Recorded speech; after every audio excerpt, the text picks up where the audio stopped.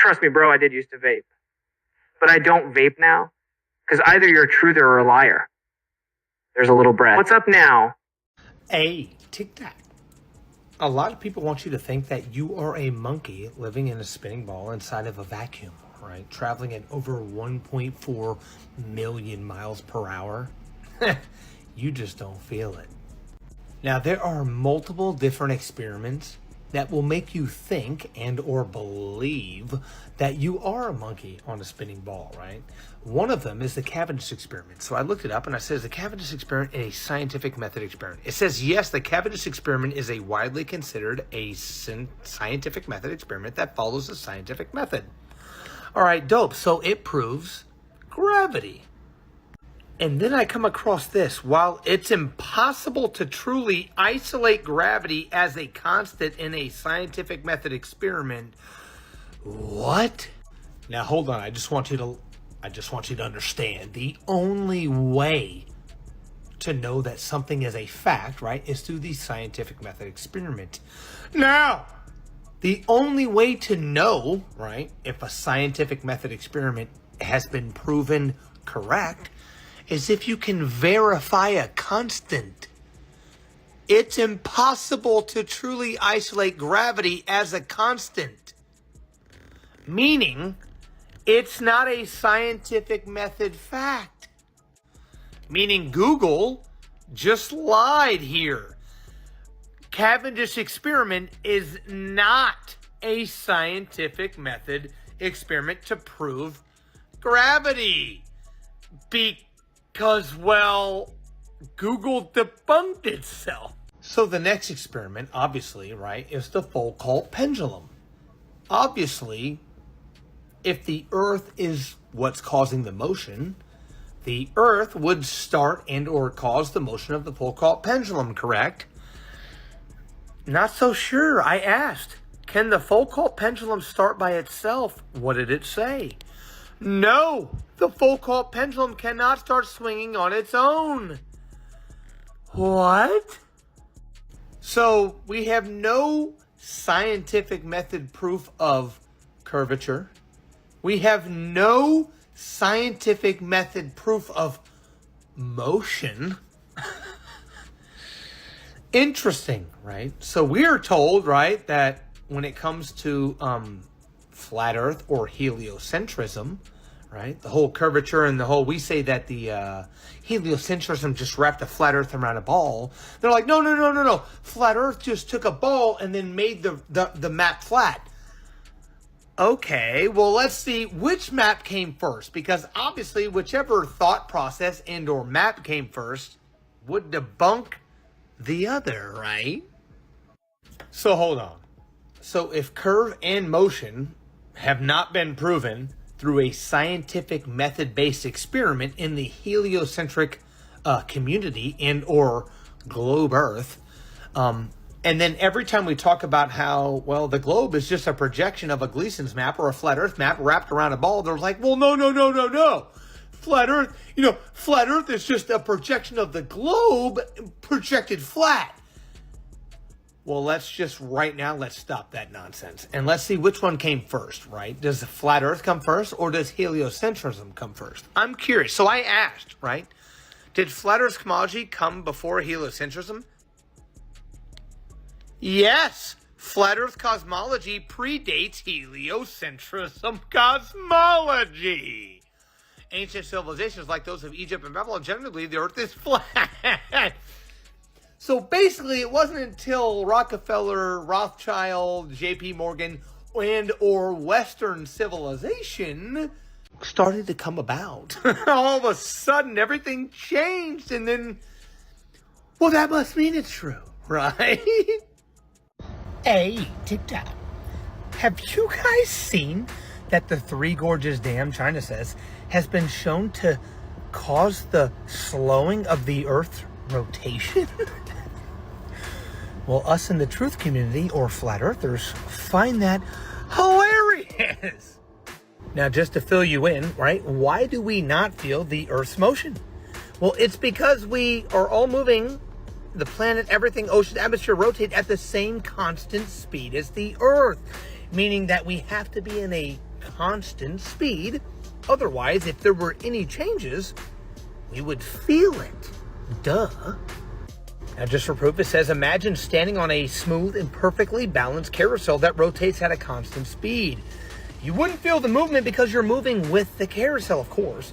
But if the carousel was to suddenly speed up or slow down at all, you would definitely feel the change in motion. That's where the problem lies. You see, you can't have it both ways.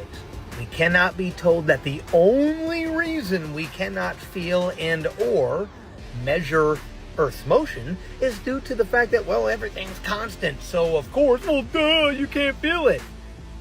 We're told that the Three Gorges Dam has been shown to cause a slight slowing of the Earth's rotation.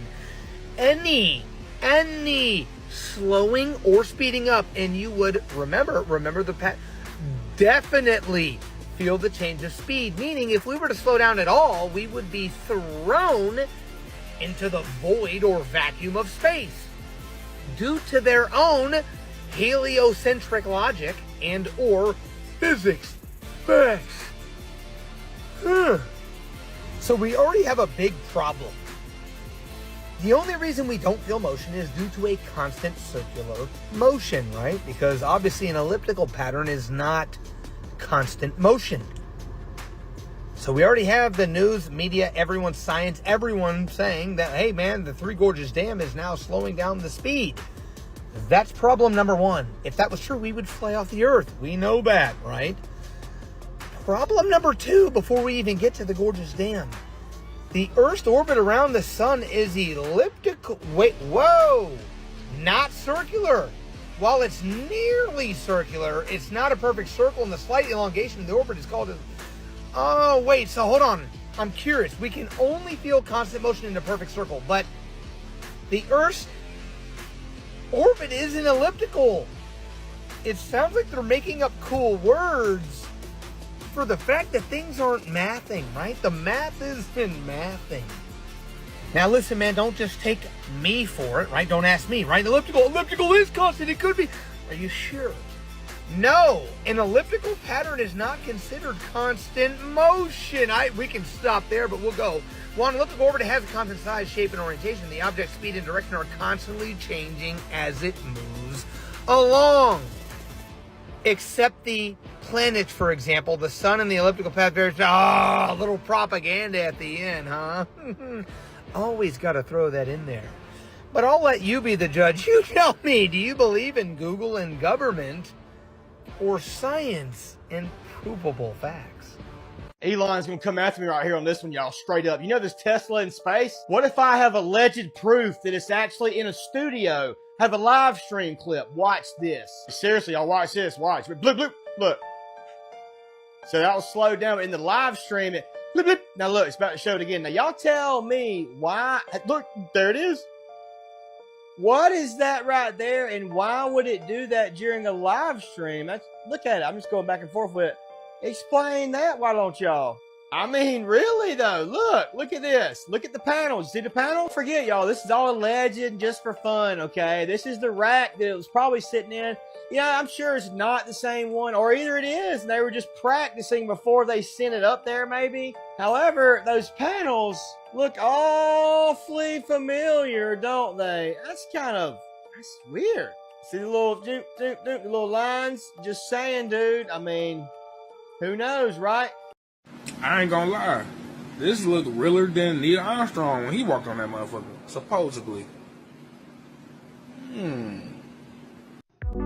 Now here's a neat video. This couple was trying to disprove flat earth theory, so they took a laser out across water, a lake, 16.42 miles away to measure the curvature of the laser over water. You can see right there, 16.42. The observer would have had to have been 130 feet tall in order to see the laser from 16.42 miles away. However, the camera was only 2 feet above the water and could still see it. Explain. Good morning. Aloha from Florida. So real quick, the Antikythera mechanism and the speeds of the sun and the moon. Now, a long time ago, at least 5,000 or 6,000 years ago, someone figured out that the moon moves a little bit faster month to month as it moves from the Tropic of Cancer out over the equator to the Tropic of Capricorn and back every single month. The sun will do the same circuit, but it takes a year to do the same circuit. On the circular path, the sun laps the moon once a month, and it's a little bit faster as it goes around the magnetic center. But on that spirograph pattern, the moon goes much faster. Now, in the Antikythera mechanism, as the sun and moon are moving over the surface of a flat and stationary Earth, they speed up and slow down. They go a little faster as they are going south of the equator around the circuit of the outer realm or outer edge of our flat and stationary Earth. They go a little slower as they go over the Tropic of Cancer north of the equator. This is observable, measurable, and repeatable, and has been for thousands of years. It's harder to tell with the sun because the sun is making that spirograph journey so much slower than the moon. It's faster to tell with the moon. Now, in the Antikythera mechanism, there was a pin and a slot in one of the bronze gears.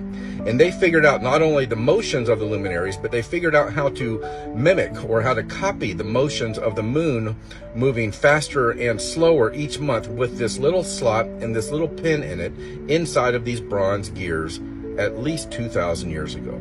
So history is just as fake as the globe. Whoever had the software that went into the hardware, whoever had the knowledge that went into the Antikythera mechanism was much more advanced than we are today. They had much more knowledge than we do today of the sky. So start paying more attention to the sky. If you haven't seen our documentary called The Mechanical Realm about the Antikythera mechanism, and if you enjoy history, if you enjoy historical artifacts, and if you enjoy astronomy and the motions of the sun, the moon, the planets, and the fixed constellations, I think you'll enjoy it. Again, it's called The Mechanical Realm. It's by a friend of mine named Vika Draziv. That's V-I-K-K-A. Draziv is D-R-A-Z-I-V. So again, the sun and the moon move at different speeds throughout the year depending on where they are on their circuit. The moon moves at a different speed every month.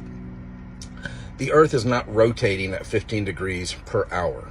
The Earth is not moving at all. It's not rotating, it's not revolving, it's not tilting, it's not wobbling, it's not spiral vortexing. The Earth is flat and stationary, and all the luminaries are moving in perfect repeating cycles over our flat and stationary surface and around our magnetic center. Start paying more attention to the sky and enjoy the beauty of it. Enjoy the mystery of it. Ultimately, all the luminaries are a mystery, but the movements of them are not a mystery. They've been well known for a long time. Have a great day. God bless.